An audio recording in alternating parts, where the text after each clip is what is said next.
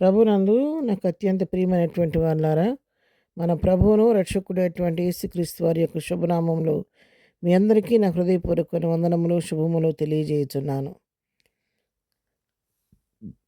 ఉదయకాల సమయంలో దేవుని వాక్యాన్ని ధ్యానం చేసుకుందాము. ఈరోజు వాక్య ధ్యానం కొరకు మనం తీసుకున్నటువంటి లేఖన భాగం కొరింథీయులకు రాసిన 2వ పత్రిక 5వ అధ్యాయం 17వ వచనం. కాగా ఎవడైనను క్రీస్తునందున ఎడల వాడి నూతన సృష్టి, పాతవి గతించెను, ఇదిగో క్రొత్తవాయెను.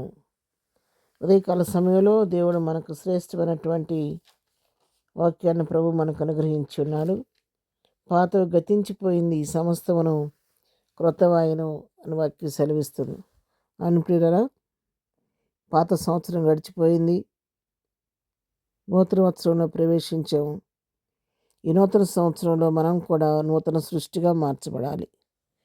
మన పాత స్వభావాలు, పాత ఆలోచనలు, పాత తలంపులు, పాత ఉద్దేశాలు, పాత అలవాట్లు అన్నీ కూడా ప్రభువారి సహాయంతో అన్నిటిని విడిచిపెట్టుకొని నూతన సంవత్సరం నూతనమైన తీర్మానంతో నూతన విధానంలో ముందుకు సాగిపోవాలి.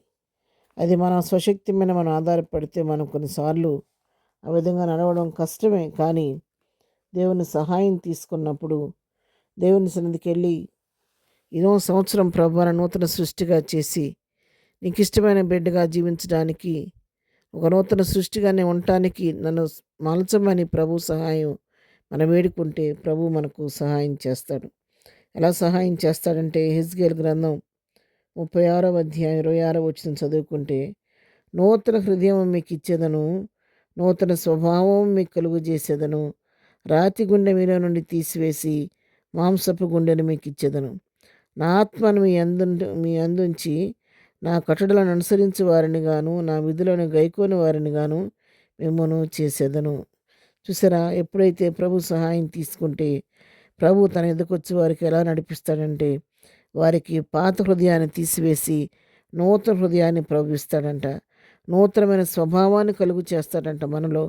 అంతేకాదు, మనలో ఉన్నటువంటి రాతి గుండెను తీసివేస్తానంట, మాంసపు గుండెను మనకిస్తానంటున్నాడు. రాతి గుండె అంటే కఠినమైనటువంటి క్రూరమైనటువంటి హృదయాన్ని తీసివేసి మరి వెనలాంటి మనసు కలిగినటువంటి మృదువైన సాధువైనటువంటి మంచి హృదయాన్ని, మెత్తని హృదయాన్ని ప్రభు మనకిస్తానని వాగ్దానం చేస్తున్నాడు. ఇంకా ఏం చేస్తాడంటే, తన ఆత్మను మన యందు ఉంచి అంట, మన మానవులం కాబట్టి తప్పిపోకోకుండా ఆత్మ మనలో ఉండి మనల్ని కంట్రోల్ చేస్తూ ఉంటుందంట. ఆత్మను మన యందు ఉంచి తన ఆజ్ఞలు గైకునే వారిగా, తన కట్టడలను అనుసరించే వారిగా ఆయన మనం నడిపిస్తాడని ఇక్కడ వాగ్దానం చేస్తున్నాడు.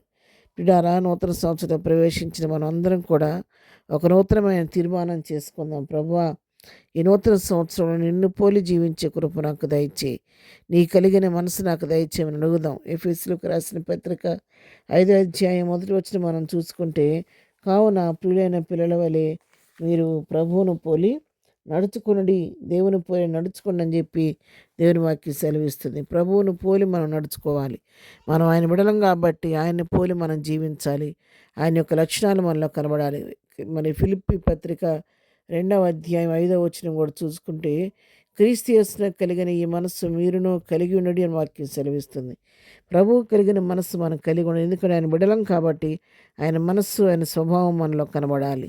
మనం చూచిన వారు నిజంగా ఇతను వీళ్ళు దేవుని బిడలు అనే లోకం గ్రహించే విధంగా మనం అటు విధంగా ప్రభువును పోలి లోకంలో జీవించాలి. ప్రభువు కలిగిన మనస్సు ఏంటి అని ఆలోచిస్తే, ఆయన జాలి కలిగిన దేవుడు, ప్రేమ కలిగిన దేవుడు, కరుణా సంపన్నుడు, కనికర సంపన్నుడు, మరి ఎంతగానో మన కృప కలిగిన దేవుడు ఆయన. మరి మనం పొందవలసిన శిక్షను మనకు బదులుగా మనం పొంది ఉన్నాడు. బాధించేవారు అతను బాధిస్తున్నప్పుడు నోరు తెరిచి ఒక మాటన వారి తోలి మాట్లాడలేదు. మరి తున్నువారికి నా వీపును నేను అప్పగించాను అంటున్నాడు. గడ్డపు వెంట్రుకలు పెరిగి వారికి తన గడ్డాన్ని అప్పగించి ఊరుకున్నారు. ముఖం మీద ఉమ్ము వేసిన మారు మాట్లాడలేదు. ఎన్నోసార్లు మనకు బాధించినప్పుడు కూడా బదులు పలకకుండా వదకు తేబడి గొర్రె పిల్లవలే ఆయన శ్రమంతా నీ కొరకు నా కొరకు అనుభవించినటువంటి ఆ దేవాది దేవుని యొక్క లక్షణాలు మనలో కనబడాలి.